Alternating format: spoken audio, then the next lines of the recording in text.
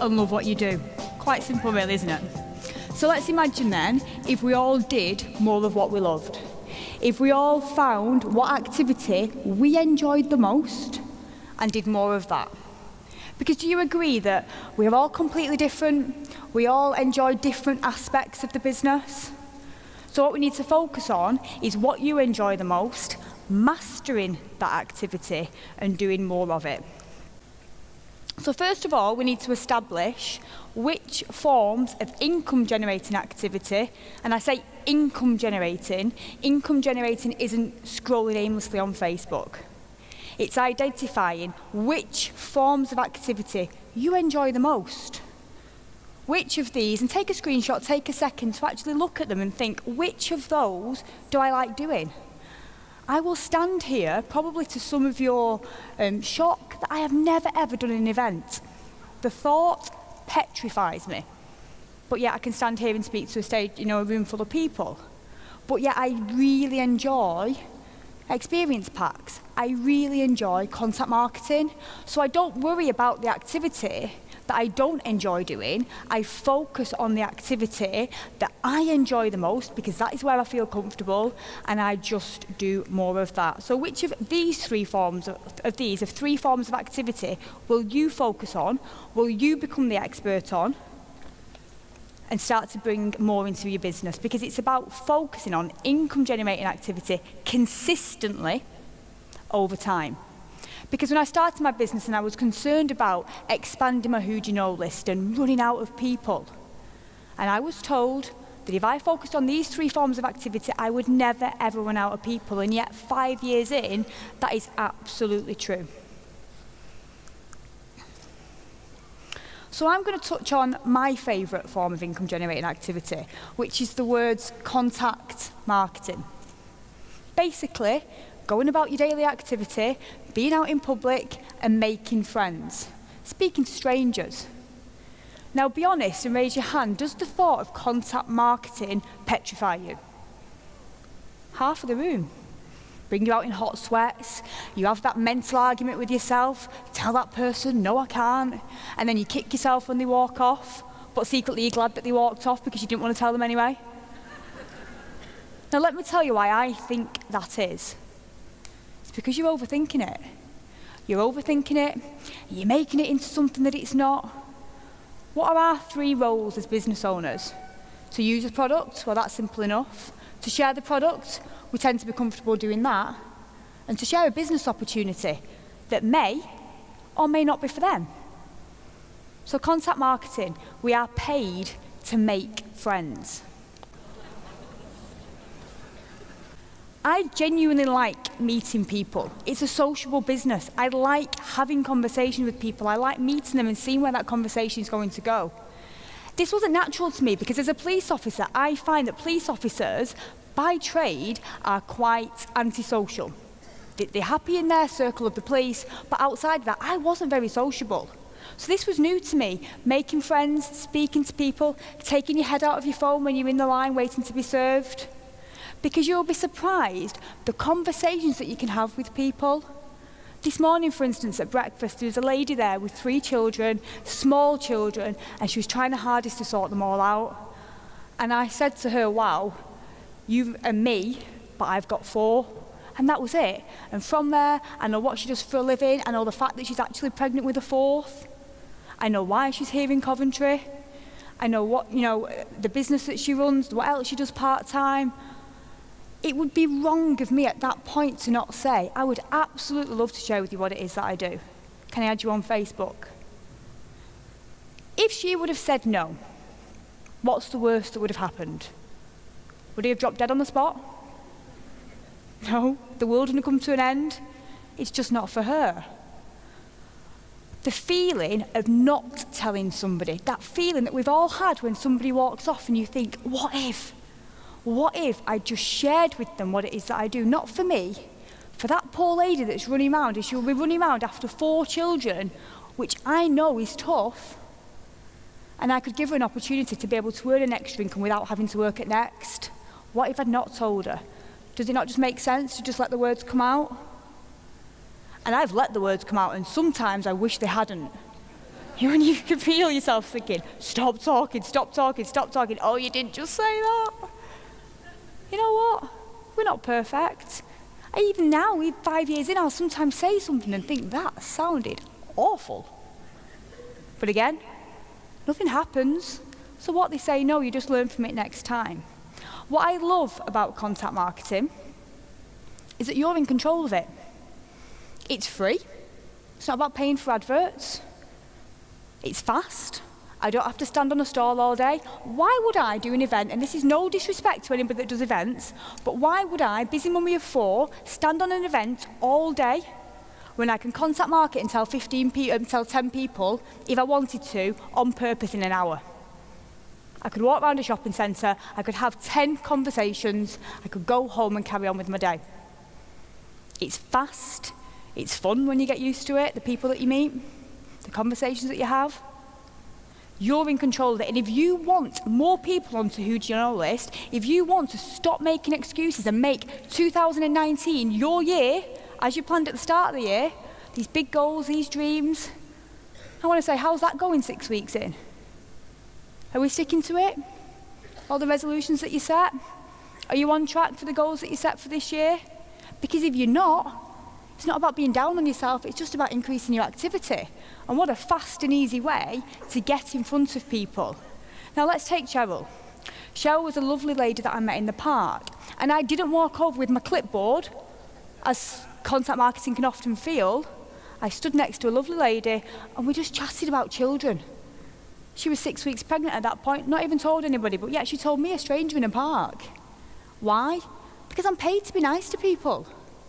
I'm paid to make friends. Cheryl said no. Nothing happened. My business carried on growing. I carried on traveling the world. And then 3 years later, I asked somebody for a referral, and they referred a friend of theirs that lived in California. Lo and behold, when I looked at that lady's profile, it was Cheryl, the pregnant lady from the park. What are the chances? I'll tell you what the chances are, quite high if you're speaking to people. Because if I'd not told her, I would never ever have been in the position where I would offer the business. 3 years later, I can go back and say, wow, what are you doing in California? Might now be a better time to talk. And it was. She's now a manager in my business, with a manager in her team. All from a conversation in a park. And you know what? Take business out of it. Myself and Cheryl and our boys, I said our boys, her 2 boys, and my children have built an amazing friendship. And I'm grateful for that, because you just don't know who it is that you're going to meet. My little girl, Evie Lily. Look at that. I'll tell you something. Overthinking. That argument that you allow yourself to have, by the time you've finished your argument, like I said, you've walked off, you've missed your opportunity. Overthinking will steal your dreams every single time. It will never, ever serve you. It won't help you in moving forward, and it certainly will not help you tick off the goals that you have set for 2019. Ever. Unfortunately, though, 99% of people, I believe, allow themselves to listen to that inner voice. And let's face it, if you spoke to people like we speak to ourselves, do we agree we'd probably have no friends? We're all super hard on ourselves. We say things that are not acceptable to ourselves, that we'd never say them to anybody else. So my advice is stop. We have to be kinder to ourselves. We have to increase our level of belief, and we have to decrease our level of doubt. But not just once, time and time again. We have to be really, really careful what we're telling ourselves. I've been asked to talk about how I build a business around being a busy mum. And I hear all the time, you must be superwomanly, she must be mad. It's about not making excuses. If you want more, you have to do more. It is as simple and as straightforward as that. So in 2017, Genius here decided that we was going to try for a 3rd baby. That 3rd became 3 and 4. So my motto, don't ever try for 3 unless you're prepared for 4. But you know what? Nothing changed, because my family grew, so did my goals. From the second that I held on to those boys, I have taken my family on a journey over the last 5 years. I have made them accustomed to a lifestyle of travel and experiences and memories. I never wanted to say no to my boys, never. I wanted them to have the same as Evie and Stanley. So yes, my family grew, but so did my goals. And I was prepared to do whatever it took to continue to build my business so that I had the stability that I needed to feel safe, because that is what it's about for me. So off they came. We went to Success Days, we went to Scotland, we went to QLS, and they just became my reason for building a business and not my excuse. Because when forever is in your bones, when it is what you do, when it is what you believe in, I genuinely thought I'd take time out for the boys. I didn't stop at any point. But how magical is that? How magical is it that you can take them with you? And I would much rather raise my children in this environment of positivity and showing what a work ethic is like. I want my children to be proud of me.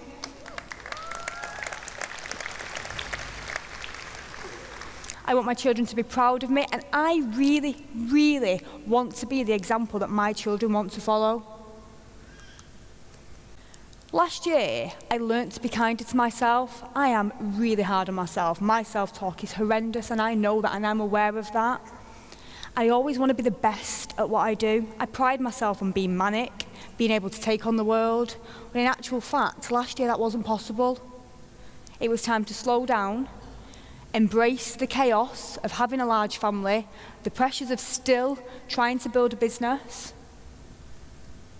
I'd say still time fine for myself, but that definitely didn't happen. But it was about looking and thinking, you know what, if things don't go to plan, that is okay. Because we all have those days. And if they don't go to plan, that's absolutely fine. You've just got to be prepared the day after to get straight back on it, to go right to the top of your to-do list and get cracking.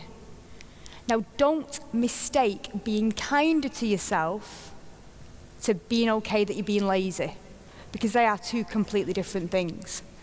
You know, we've had days where we're not very productive, but you have to be doing something that constantly moves your business forward, constantly touching on your who do you know list every day, constantly being out there sharing the business and the products. And if some days that's not enough for as much as you'd like, you're in control of how much more you do the following day. I've always been hot on planning, because even in the police, my husband's a police officer, we had to juggle the children. So I had to know where they were, who was doing what, every second of the day. So it's about time that I took that and put it into my forever business.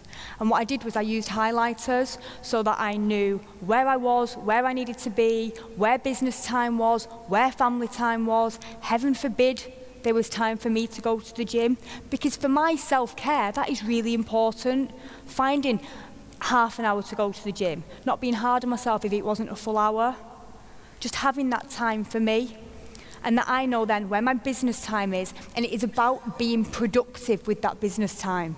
If you have got an hour, and you know who it is you need to speak to, who it is you need to follow up, I know, because I've done it from experience, that you can achieve more in that hour than if you was blessed to have a full day, because you are on purpose, you are on point, and you are being productive. I don't think anybody's blessed with lots and lots of spare time. Like I've just said, it's about being productive with the time that we have got. And for me, my activity trackers, my who do you know list would come everywhere with me, because at any chance that I got, it might have just been 10 minutes, but I would build my business in that window of time. That 10 minutes, my activity trackers would be out, my who do you know list would be out, and I would be telling the next 5 people on my list. It's about making it work, about having a reason to, and not using the excuses that we tend to. So how do you do it? How do you build your business, Lise? Does it ever seem too much? Do you get overwhelmed? You know, and I laugh when people say you're Superwoman. I am absolutely not. And yes, it is overwhelming. And some days I feel like I can't do it all because it feels like it's too much. But I made a commitment to my family, but to more importantly, every single member of my team that I looked in the eye and I promised I would help them build their business. Forever is what I do. When somebody said before about seeing your team recognised, the feeling that you get from that. So it's about not allowing myself to be overwhelmed. It's about being kinder to myself. It's about focusing on the activity that brings results. And I mastered the basics very early on in my journey, and that stood me in really, really good stead. So you need to master the basics. You need to enjoy what it is that you do. Be kinder to yourself, but work every single day on expanding your list. And I genuinely believe it's a gift. What we have got is a gift. You have to be bold enough and proud enough to share it. Thank you very much.